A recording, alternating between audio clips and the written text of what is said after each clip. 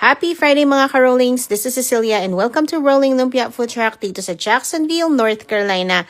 For today's video mga ka-rollings, i-share ko sa inyo Chili's version of how to roll lumpia. Ayan guys, makikita nyo gumagamit siya ng lumpia mat para guys yung size ng mga lumpia natin ay pare-pareho.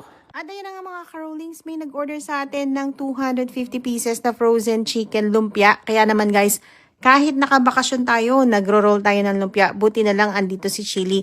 At nakabakasyon siya guys, Christmas break sa college. Ando naman sa mga nagtatanong guys kung bakit daw hindi nila nakikita si Kai.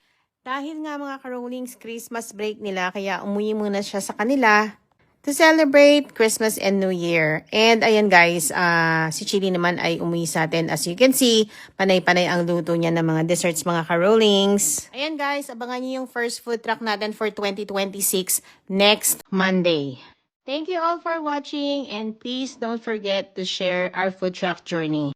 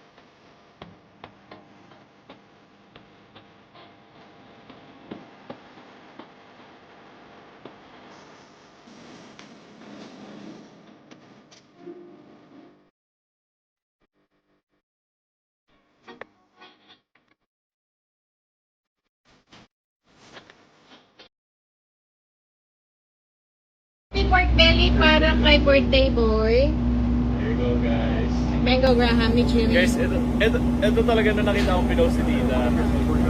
I need to try this one for sure. Yeah, Happy birthday! Thank you po, Tita. Gusto mo na extra rice? Pwede, Tita. Lalagyan na extra rice. So yun guys, dahil birthday niya, dinagdagan natin ng rice at saka lumpia. Yun, thank you, Tita. Enjoy. Thank you, guys. Bye-bye. Ito pa sauce, oh. Thank you, Tita. Thank you. Bye. Bye-bye. Hey mga ka-rollings, for today's video, isi-share ko sa inyo itong ating vacuum sealer. So maraming nagtatanong sa atin kung ano daw brand ito at kung saan daw natin nabibili guys. So itong brand ng ating vacuum sealer is Galaxy Equipment. And we bought this from Webster Store mga ka-rollings. I like it dahil meron na siyang bag dispenser. And then, yung size niya guys, pwede kayong gumawa ng mas maliit or ito na yung pinakamahaba niya mga ka-rollings na magagawa natin dito. So, meron na rin siyang cutter guys. So, hindi niya na kailangan mag-cut ng mga bags. So, ayan. O, diba guys, ang dali lang niya. And then, isi-seal natin yung end mga ka-rollings. Actually guys, meron naman nabibili na bag na nakaseal na yung isang end. Kaya lang mga ka-rollings na ubusan tayo. Kaya ito muna yung gagamitin natin guys. So ayan, power. And then, lapag lang natin siya mga ka-rollings dito. And seal. Seal natin yung kabilang dulo.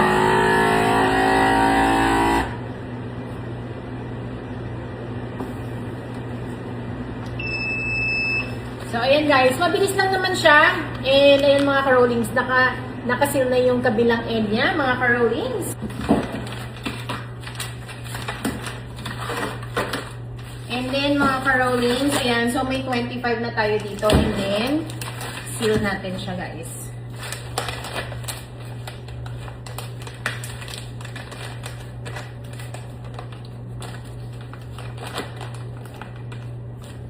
So, seal. Vacuum muna natin siya.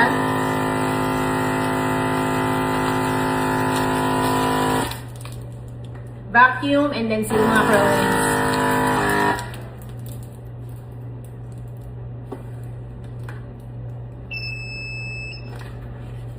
And ayan na yung ating vacuum sealed na frozen lumpia mga ka-rollings. Ang dali lang, di ba? Ayan na mga ka-rollings, ready na yung ating pork barbecue skewer marinade. Meron niyang soy sauce, lemons, garlic, Sprite, banana ketchup, salt and pepper. Maraming garlic mga ka-rollings. Ayan.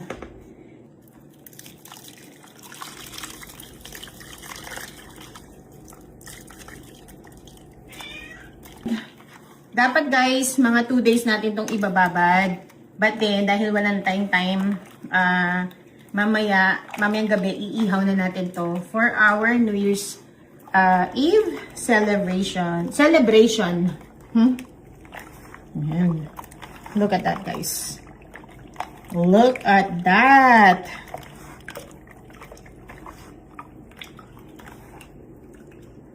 And yes, mga ka-rollings, wala tayong gloves ngayon.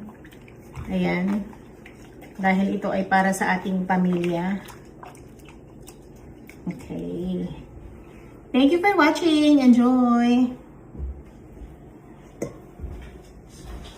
Mga ka-rollings, ayan guys, ang sarap ng ating barbecue. We marinated this earlier.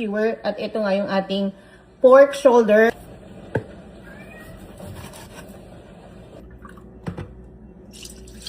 Ng 6 lemons. And guys, lagyan natin siya ng kalahating bottle ng Sprite. And guys, lagyan din natin siya ng banana ketchup. So, bali yung banana ketchup guys, kalahati itong laman ng ating bote. 1 cup ng brown sugar. Natin ng maraming garlics mga ka-rollings.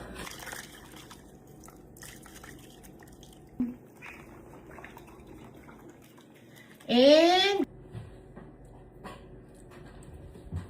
so ayan mga ka-rollings, ready na tayong mag-grill ng ating pork barbecue skewer.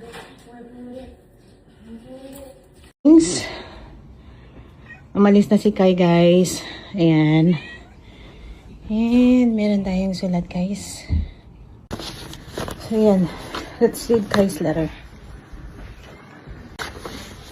Wow, this is a long letter.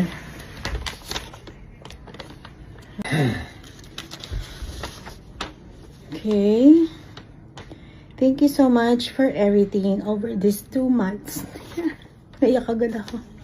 From the moment we first met, you treated me as if I were your own son and a true member of your family. And that made genuinely happy from the bottom of my heart. I may have caused you a lot of trouble, but even so, you prepared meals for me every day, took me on trips, and showered me more love that I can ever count. I'll never forget the kindness. Honestly, I still want to stay here for now. I'll return to Tokyo, but I promise that one day I will definitely come back, no matter where you are. I love you all. Kairi. Oh my gosh, guys.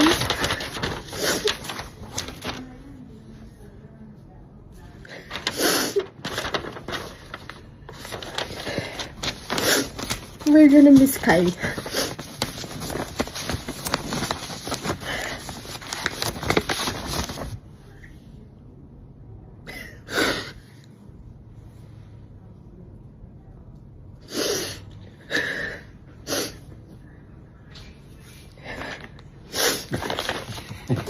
Face pass.